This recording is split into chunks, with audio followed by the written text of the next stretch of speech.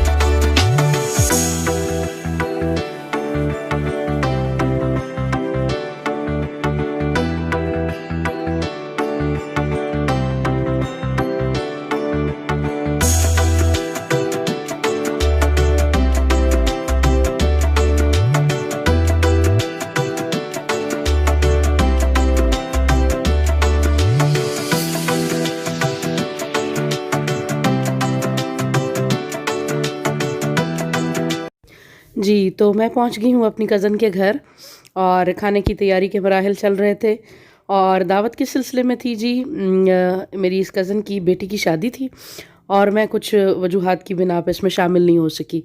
तो बजाय मुझसे नाराज़ होने के, गिला करने के, उन्होंने मेरी जो है वो दावत की कि तुमने मेरी बेटी की शादी का खाना नहीं खाया। तो मुझे बहुत अच्छा लगा कि अगर आपका प्रॉब्लम जो है उसको आपके रिलेटिव्स समझ लें और नाराज़गी का इजहार ना करें, और ऊपर से इतनी अच्छी दावत भी करें, तो यकीनन बहुत अच्छा लगता है।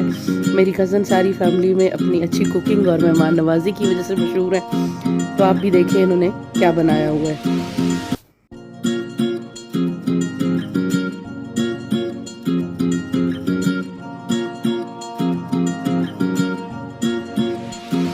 बहुत बहुत मज़े का खाना बना हुआ था, हस्बे मामूल। बहुत मज़ा आया, और अल्लाह ताला मेरी कज़न के रोज़ी और रिज़्क में इजाफ़ा फ़रमाया, आमीन सुम्मा आमीन। उसके बाद जनाब खाना वाना खा के इजाज़त लेके मैं चल पड़ी अम्मी जान की तरफ। मेरी अम्मी का घर कुछ फ़ासले पे था, तो पैदल ही जो है वो मैं अम्मी के घर की तरफ चल पड़ी, और अम्मी बनाने लगी थी बहुत ही मज़े का एक हलवा। और उसके लिए उन्होंने कहा कि खाला के घर से घी लेके आओ। तो साथ ही खाला का घर है, मैं पहले उनसे घी तुलवाने के लिए चली गई, लेने के लिए गई। और ये देसी घी जनाब गांव में बड़े रवायती अंदाज में तोला जा रहा है, बहुत ही पुराने वाला तरीका जो बहुत पहले होता था, वो गांव में तो अभी भी मुरव्वज है। तो मैंने फिर इसको थोड़ा सा आपके लिए रिकॉर्ड किया। तो जमा हुआ था सर्दी की वजह से देसी घी, और खाला जो है वो उसको गर्म करके लाई, थोड़ा सा वो मेल्टेड था। तो अभी उसको डिब्बे में भरा जा रहा है, और उसके बाद फिर जनाब इसको देसी वाली पुरानी वाली तकड़ी पे तोला जाएगा, वो वाली तकड़ी जो कि हमें आम तौर पे कोट्स के बाहर लटकी हुई नज़र आती है। तो वो अभी भी गांव में जो है वो इस्तेमाल होती है, और आप देखिएगा कि कैसे उसको यूज़ करते हैं, ये देखें। और इसके साथ वो थोड़े से कुछ सब्ज़ी जो है वो भी पड़ी हुई है, वो भी मैं आपको बताती हूँ उसका क्या मकसद है रखने का। आलू रखे हुए हैं, तो पहले डब्बे का वज़न किया गया, और उसके बाद फिर जो है वो उसके बराबर जो है वो आलू रखे गए, और फिर 2 kg का बाट रख के जो है वो तोला गया घी। तो ये जनाब बनने लगा है हलवा, और ये ड्राई फ्रूट्स अम्मी इसमें इस्तेमाल करने लगी थी। बादाम, अखरोट और नारियल जो है वो कद्दूकश किया हुआ था। और चीड़ का हलवा बनने लगा है जी। चीड़ गम अरेबिक उसको अरबी ज़बान में कहा जाता है, मैं आगे आपको दिखाती हूँ वो। तो वो चीड़ का हलवा तैयार करने लगी अम्मी। और ये 2 kg बादाम और अखरोट की गरियाँ थी, यानी 2 kg गरी निकलने से पहले वेट था।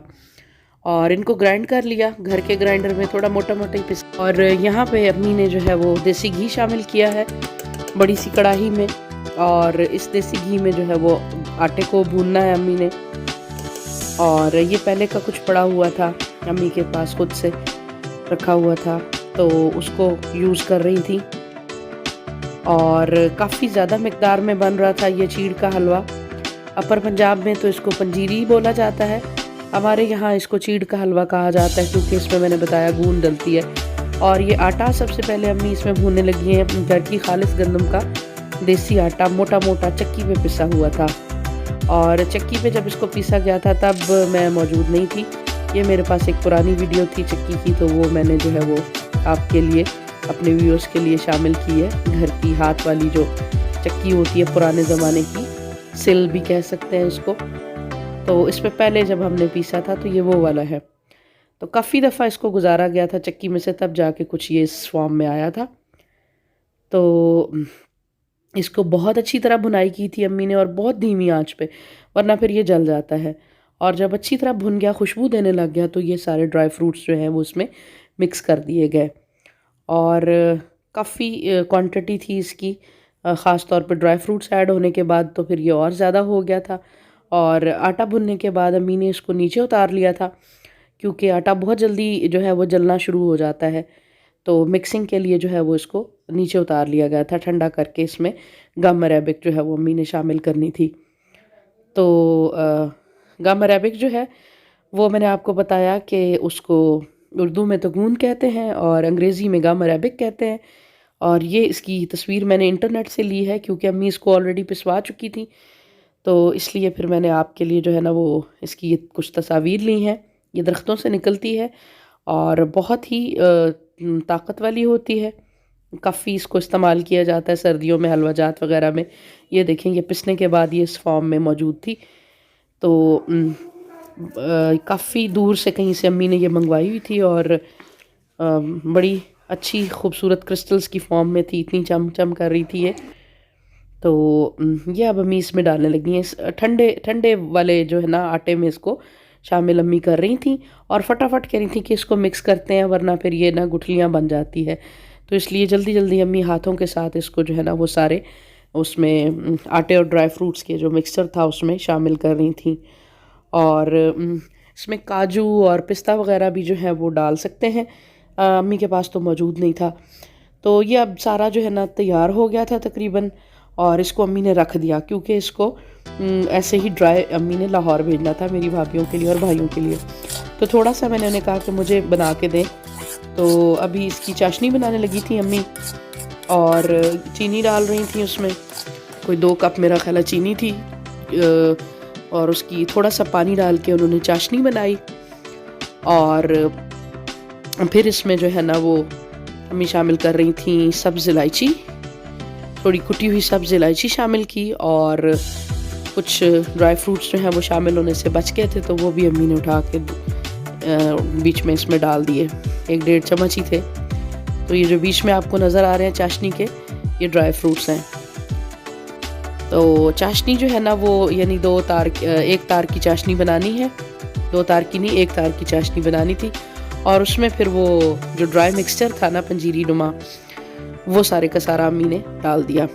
तो ऑलरेडी चूँकि वो आटा भुना हुआ था, तो इसलिए उसको ज़्यादा देर उसकी बुनाई करने की ज़रूरत कतई नहीं थी।